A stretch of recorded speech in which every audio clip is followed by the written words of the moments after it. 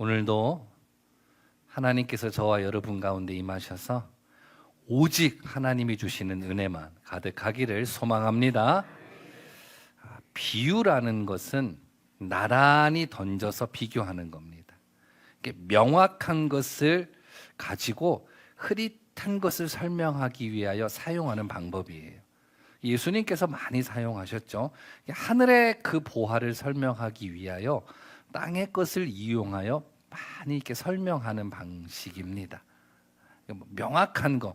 어떤 사람이 막 밥을 먹어요. 아우, 이렇게 돼지같이 먹어. 우리 이렇게 표현하죠.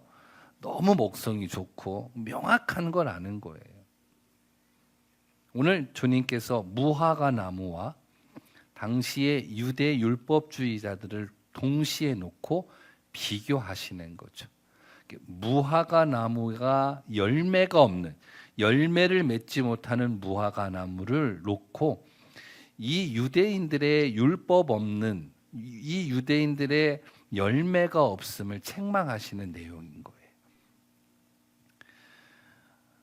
오늘도 우리에게 교훈과 그리고 책망과 때로는 바르게 함과 의로 교육하기에 유익한 믿음의 시간이 되기를 소망합니다. 오늘 본문이에요. 예수님께서 활동하시던 1세기는 농업 중심의 사회였어요. 유대 사회가 일부 지역에서는 어부, 갈릴리 지역에서는 어부 활동을 하고 베들레헴 지역에서는 목축업을 하기도 했지만 대부분 유대 사회는 농경 사회였어요. 그 대표적인 농사가 바로 포도 농사였는데 이 포도 농사는 이들에게 중요한 농업 자산이었고 농사를 하는 방식은 주인이 직접 하지 않고 보통 관리인을 두어서 포도원을 이렇게 돌보게 하였던 겁니다. 포도밭이 있으면 이렇게 모퉁이들마다 한 그루 한 그루씩 무화과나무를 심었고 이 포도원 관리인이 포도나무도 관리하며 함께 이 무화과나무도 관리하는 거죠. 양분도 주고 관리도 해주고 가지치기도 해주고 동시에 해준다는 의미인 거죠. 그런데 이 무화과나무가 3년이 되었는데 열매를 맺지 못하는 거예요. 그래서 오늘 본문의 주인이 와서 7절에 이렇게 말해요. 포도원 지기에게 이르되, 주인이 말한 거예요. 내가 3년을 와서 이 무화과 나무를 보았는데 열매가 없다라는 거예요. 그러니 찍어버려라. 어찌 땅만 차지하고 있느냐 이 나무가. 없애버리자, 잘라버리자 이렇게 표현하는 거예요. 여러분, 이 무화과 나무는요, 보기 좋은 관상목으로 심은 게 아니에요. 그렇다고 해서 목재를 쓰기 위하여 심은 것도 아니에요. 오직 하나, 열매를 맺기 위하여, 열매를 얻으려고 심은 게 무화과 나무예요. 그런데 3년이 되도록 아무 열매를 맺지 못하는 거예요. 돌봄을 받았고 양분을 제공받았고 사랑을 받았겠죠. 관리를 받았어요. 그런데 아무 열매를 얻지 못하기에 주인은 노한 거예요. 그래서 그 나무를 잘라버리자라는 거예요. 그때 포도원 주기가 주인에게 하는 말이 대답하여 이르되 주인이여 금년에도 그대로 두소서 내가 두릅하고 거름을 주리니 무슨 말이에요? 1년만 저에게 다시 기회를 달라라는 거예요. 1년 동안 고랑을 파고 거름도 주고 잘 관리해 볼 테니 1년만 시간을 주십시오. 그때에도 열매를 맺지 못하면 주인 뜻대로 이 나무를 잘라버리겠다 이겁니다.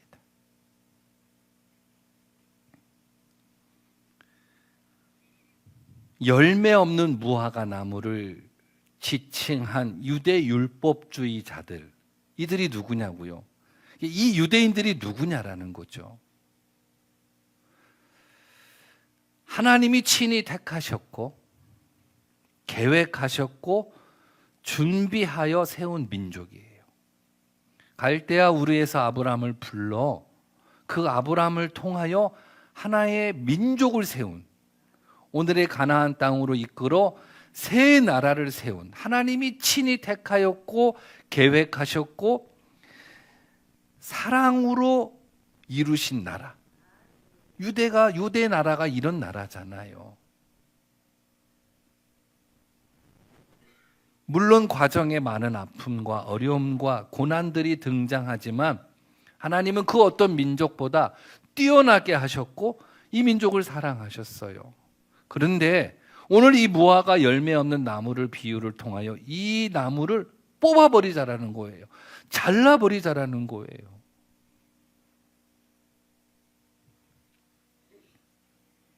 왜 그렇게 하셨을까요? 당신이 계획하시고 당신이 세우시고 당신이 이루신 이 나라, 이 민족, 그 어느 민족보다도 뛰어나게 하신 이 민족을 잘라버리자라는 거예요. 그 이유를 오늘 본문에서 설명을 해요. 오늘 6절로 다시 돌아가 보면 비유로 말씀하시되 하며 포도원에 무화과 나무를 심었다라는 거예요. 심었다라는 게 무슨 말이에요? 하나님께서 이들에게 은혜를 주셨다라는 거예요. 이 말은 다른 말로 말하면 조금 전에 드렸던 택하였고 계획하였고 준비하였고 어느 민족보다 뛰어나게 하셨고 사랑하셨고 그렇게 하나님이 이 나라를 세워주셨어요. 전적인 하나님의 은혜, 하나님의 택함이었죠. 그렇게 세워주셨어요. 그럼에도 불구하고 이 사람들이, 이 민족이 아무 열매를 맺지 못한다라는 거예요.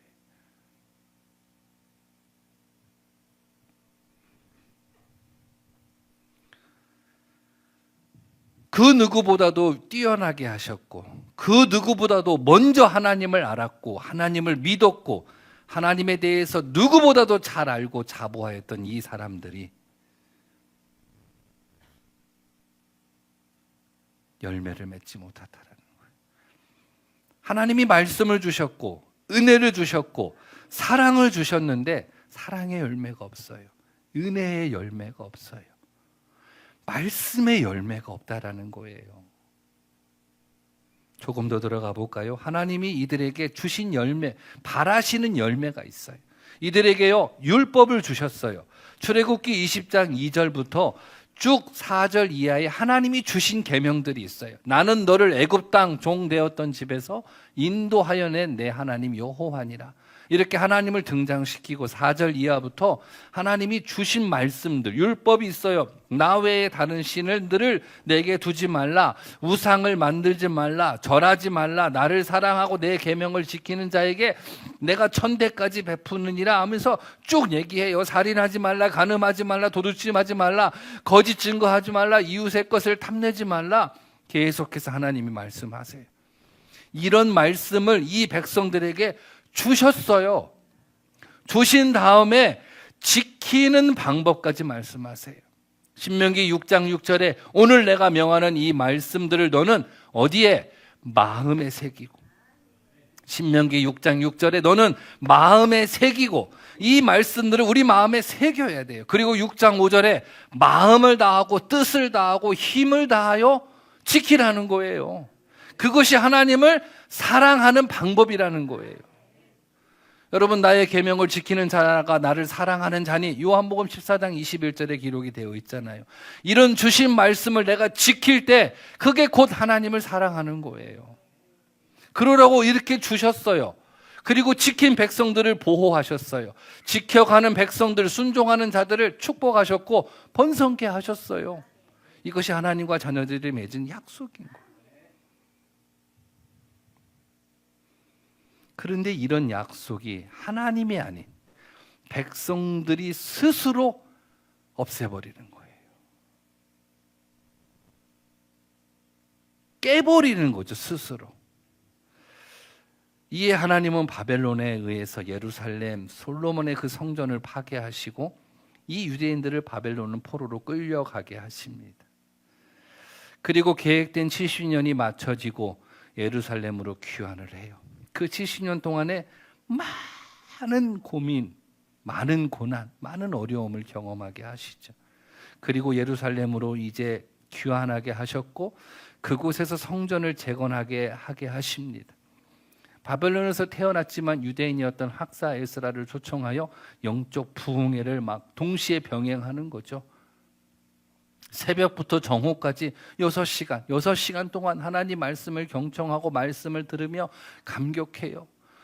하나님 말씀을 우리가 어기고 우상을 숭배하다가 나라가 멸망하고 포로로 끌려가고 고난을 경험한 우리가 다시는 이런 일을 우리가 하면 안 된다 하며 다짐하고 막 대대적인 영적 부흥 운동, 회개 운동이 일어납니다. 그것이 느헤미야, 에스라, 에스더에 나오는 이야기들이에요. 그래서 이들이 이제부터는 말씀 중심의 신앙, 말씀을 가슴에 막 새깁니다. 그리고 마음을 다하여 뜻을 다하여 지켜가려고 애를 씁니다. 이때부터 이스라엘은 말씀 중심의 나라가 돼요. 여기서 탄생한 공동체가 사두개인, 바리새인들, 이런 공동체들이 이때부터 탄생하게 되는 거죠.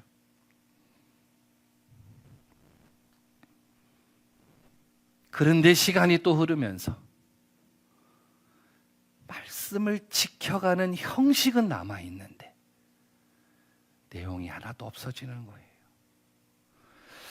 종교적인 형태는 남아있는데 내용이 없어요. 그러니 열매를 맺지 못하는 거죠. 오늘 그런 이 유대 율법주의자들을 예수님이 열매 맺진 무화과 나무를 비유하여 책망하고 계신 겁니다. 종교적인 형태는 다 갖추고 있어요. 계명을 지키고 계명에 준수하고 모든 종교적인 형태는 다 갖추고 있는데 내용이 없어요. 내용이 없으니 열매가 없는 거예요. 그래서 이런 유대 율법주의자들을 향하여 주님은요 진노하신 거예요. 그리고 그들을 책망하신 겁니다. 다른 복음서에서 이렇게 보면 이와 같이 강하게 책망하시는 장면들이 있어요. 몇 절 좀 읽어드리면 마태복음 23장 27절에 보면 화 있을진저 외식하는 서기관들과 바리새인들이여 회칠한 무덤 같으니. 여러분, 우리가요 하나님을 믿는데 하나님을 통하여 이런 말씀을 들어봐요. 견딜 수 있겠어요? 이 겉과 속이 다른 이 놈들아, 이러면서 우리가 회칠한 무덤 같으니라고 막 우리에게 책망하신다면 여러분이 견딜 수 있겠냐고요. 얼마나 화나셨으면 주님이. 요한복음 5장 44절에 보면 너희가 서로 영광을 취하고 유일하신 하나님께로부터 오는 영광은 구하지 아니하니. 마태복음 15장 8절에는 이 백성이 입술로는 나를 공경하되 마음은 내게서 멀도다.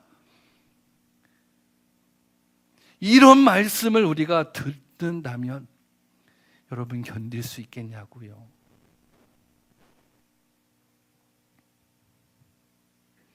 마음에 새기고 마음을 다해야 하는 이 말씀이 이들의 마음 안에 없었다라는 거예요. 삶의 내용에 말씀이 없었다라는 거예요. 종교적인 형태는 갖추었기에 우리처럼 안식일날 모여 하나님을 예배하였는데 삶의 현장으로 돌아가 보니 내용이 없는 거예요. 삶의 내용이. 지켜야 할 말씀이 없어요. 왜요? 마음에 새기지를 않았으니까요. 어떻게 해야 할 기준이 없어요. 왜요? 마음에 갖고 있지 않으니까요. 그런 이 유대 율법주의자들을 지금 주님께서요 책망하신 거예요. 저는요 다른 교회 교인들 관심 없어요. 우리 반석교회 교인들은 이 말씀 앞에서 승리할 수 있기를 소망합니다. 하나님으로부터 오는 이 책망으로부터 자유할 수 있는 우리 반석의 모든 성도님 되시기를 소망합니다. 한 걸음만 더 들어가 봐요.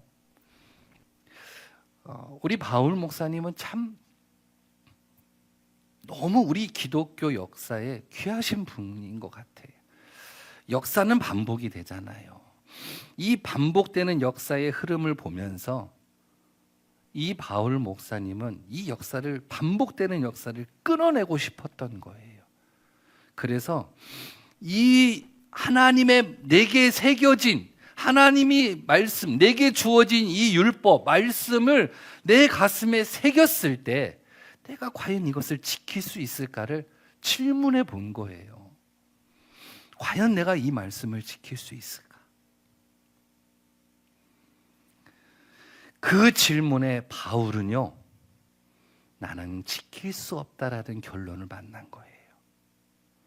하나님의 말씀이 내게 임하일 때 내가 이 말씀을 지킬 수 있을까? 하나님의 말씀이 내게 임하였을 때 내가 이 말씀에 순종할 수 있을까를 질문해 봤을 때, 나는 순종할 수 없다. 나는 지킬 수 없다. 내게는 그런 능력이 없다라는 결론을 바울은 만난 거예요. 로마서 7장 18절에 내 속 곧 내 육신에 선한 것이 거하지 아니하는 줄을 아노니 원함은 내게 있으나 선을 행하는 것은 없노라. 마음은 이로되 소원 이로되 능력이 없다라는 거예요. 순종하고 싶은 마음은 있는데, 말씀대로 살고 싶은 마음은 있는데 능력이 없다라는 거예요. 여기서 등장하는 분이 성령님인 거예요. 주님이 우리에게 말씀하셨어요. 간음하지 말라, 살인하지 말라, 도적질하지 말라, 탐내지 말라. 수많은 계명들이 우리에게 왔어요. 로마서 13장 9절에 보면 이런 말씀들, 내가 다 들었다, 내가 다 안다 이거예요. 그런데 이것을 내가 지킬 수가 없다라는 거예요. 그러면서 로마서 8장 3절 4절에 바울이 이렇게 고백을 해요. 3절은 제가 있고 4절은 여러분들이. 율법이 육신으로 말미암아 연약하여 할 수 없는 그것을 하나님은 하시나니 곧 죄로 말미암아 자기 아들을 죄 있는 육신의 모양으로 보내어 육신의 죄를 정하사. 시작. 육신을 따르지 않고 그 영을 따라 행하는 우리에게 율법의 요구가 이루어지게 하려 하심이니라. 할렐루야. 아멘. 하나님의 영이 우리 안에 들어오셔서 우리 안에 새긴, 우리가 받은, 우리가 알고 있는, 우리가 들은 그 말씀을 이루게 하신다라는 거예요. 나는 알 수 없는데, 나는 그 말씀을 알고 있고 들었고 이해도 하는데 지킬 수가 없다라는 거예요. 그걸 깨달은 거예요. 그런데 하나님의 영이 우리 안에 오셔서 그 율법이 말씀이 우리에게 들어왔을 때 그 말씀이 우리에게 요구하고 있는 것이 있잖아요. 그것을 이루게 하신다라는 거예요. 그래서 나는 이룰 수 있었다라고 하는 거예요. 내게 능력 주시는 자 안에서 내가 할 수 있게 되었다라고 바울은요 고백하는 거예요. 왜 하나님의 영이 우리 안에 오실 수밖에 없었나? 말씀이 요구하는 게 있어요. 그 요구를 이루게 하시려고. 여기서 가장 중요한 거, 나는 능력 없음을 철저하게 인식해야 돼요. 나는 이 말씀들을 지켜갈 능력이 없는 존재임을 인식해야 돼요. 이 말을 다른 말로 말하면 자기 부정, 자기 포기, 자기 부인인 거예요. 주님께서 나를 따라오려거든 자기를 부인하고 나를 따르라. 이것이 제자라고 말씀하신 그 맥락 이야기예요. 나는 할 수 없다라는 것을 철저하게 인식하며 동시에 내 안에 하나님의 영으로 인하여 나는 할 수 있음을 인정하는 것. 이것을 인정하는 사람을 성경에서는 겸손한 사람 이렇게 말하는 거예요. 나는 여러분들이 겸손한 사람이 되기를 소망합니다. 막 뭐 한다고 막 큰 교회 다니는 목사라고 뭐 재능 많다고 막 이러면 불어버리면 돼요. 다 하나님이 하게 하시는 건데. 이거 몰라서 그런 거예요. 이거 몰라서 교만한 거고요. 그 재능도 하나님이 주신 거고 그 은사도 하나님이 주신 건데요. 안 그래요?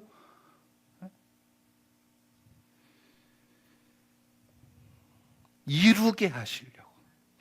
그러기 위해서는 우리를 피워야 돼요. 내가 피워줘야 돼요.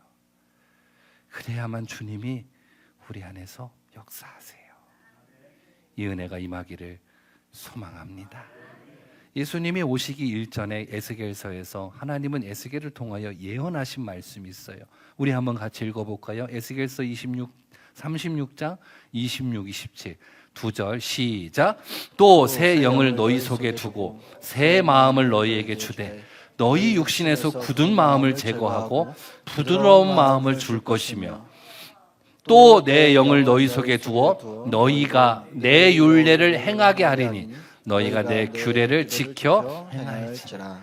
내 속에 하나님의 영을 두어 하나님의 말씀을 행하게 하고 지키게 하신다라는 거예요. 우리는 할 수 없어요. 그러나 하나님의 영이 오셔서 그 말씀이 요구하는 거, 그걸 지키게 한대요. 저는 이런 하나님을 생각할수록 너무 좋아요. 우리 하나님이 얼마나 좋은 분인 줄 아세요? 그 좋으신 하나님을 알아가는 것이 우리의 신앙생활인 거죠. 유대인들은요, 모세를 통해 주어진 율법을 하나님의 직접적인 계시로 받았어요. 처음에는 그랬어요.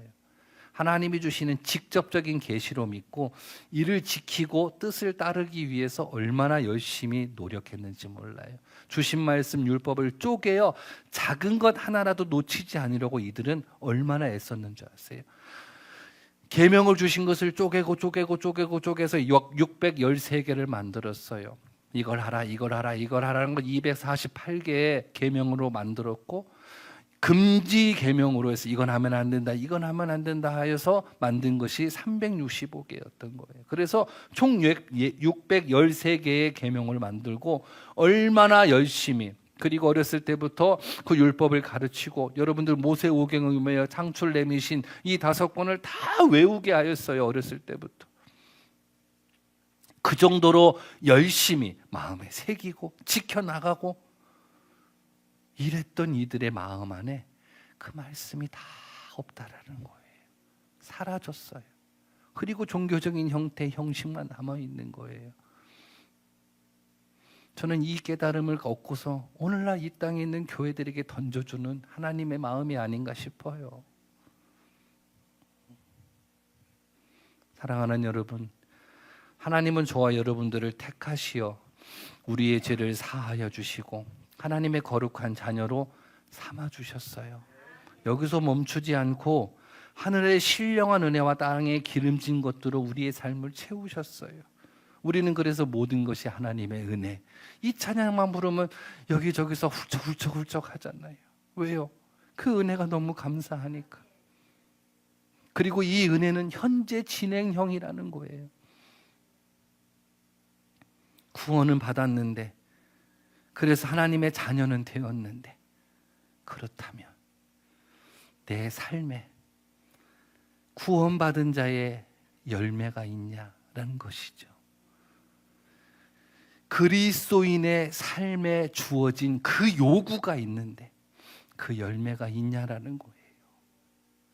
우리는 이 질문을 주님 앞에서 해봐야 돼요.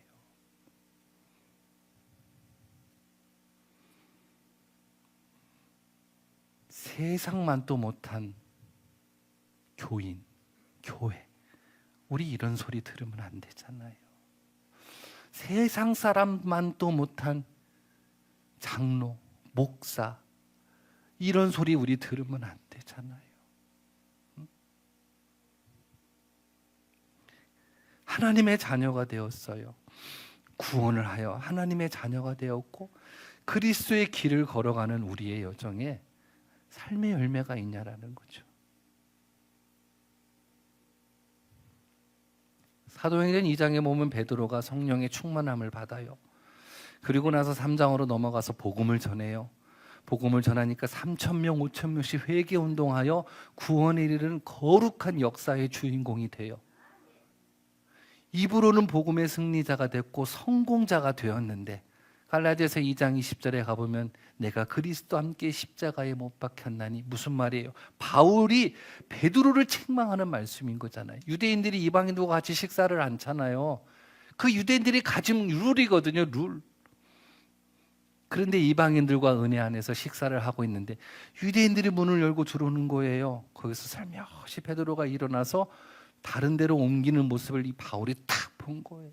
내가 그리스도와 함께 십자가에 못 박혔나니 그런즉 이제는 내가 사는 것이 아니요 내 안에 그리스도께서 사시는 것이다. 입으로는 복음의 성공자가 되었는데 삶에서는 실패가 된 거예요. 이만큼 삶에서 열매를 만들어 가기가 너무 어려운 거죠. 우리에게 믿음을 주셨어요. 믿음의 열매가 무엇이냐고 질문해 봐야 돼요. 우리에게 말씀을 주셨어요. 말씀의 열매가 있는지를 바라봐야 돼요. 주님이 죽기까지 우리를 사랑해 주셨어요. 그 사랑을 받은 삶의 열매가 있냐라는 것을 우리가 우리 자신에게 거울 보듯이 물어봐야 돼요. 있냐라는 거죠.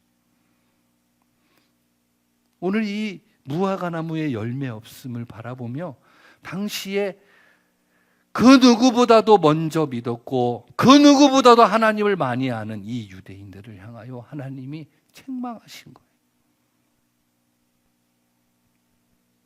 말씀을 맺습니다. 사랑하는 여러분, 저와 여러분 모두는 이 땅에 심어진 나무예요. 굳이 직분을 표현하자면 목사로, 장로로, 권사로, 집사로, 성도로 우리는 하나님의 자녀로 이 땅에 심어진 나무예요. 이 일을 위해 하늘 신령한 은혜와 땅에 기름진 소산의 놀라운 복으로 우리의 삶을 채워주셨어요. 그렇다면 그 이후에 우리의 삶의 열매가 있냐라는 거예요. 세상 사람들은 이에는 이, 그러나 우리는 그를 용납하고 그를 긍휼히 여기고 오히려 그를 위해 기도하고 말씀이 가르쳐 주는 거잖아요. 원수를 위하여 기도하고 그를 긍휼히 여기고 우리가 그런 마음이 있냐라는 거예요.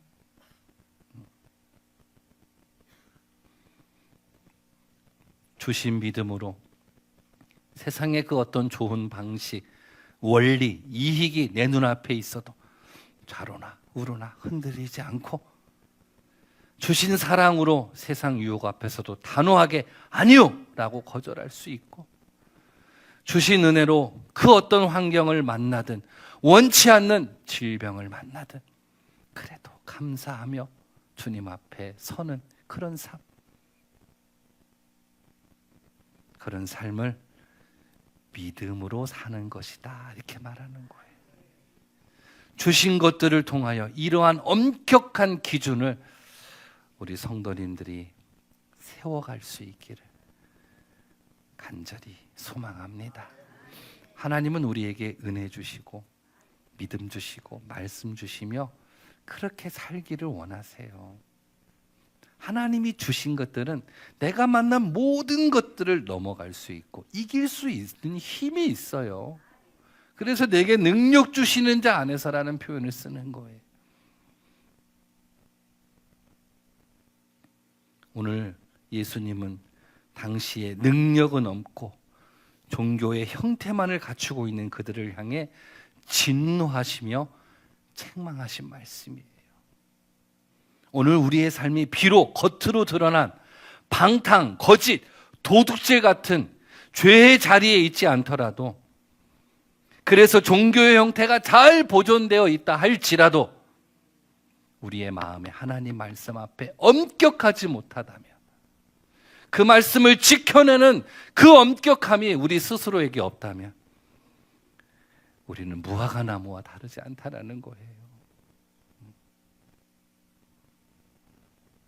정말 감사한 것은 오늘 본문 농부가 주인에게 호소하는 말이에요.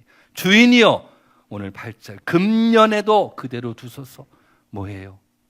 오늘 내가 살아있다는 것은 여전히 우리에게 하나님의 은혜와 사랑이 임하고 있다는 말이고 다시 한번 기회를 더 주시는 하나님의 자비와 인내라는 거예요. 그러나 한편으로는 1년이라는 말은요, 이런 하나님의 자비와 기회가 끝이 있다라는 말이에요. 언젠가는 그 기회가 멈춰지고 심판으로 다가올 날이 있다라는 거예요.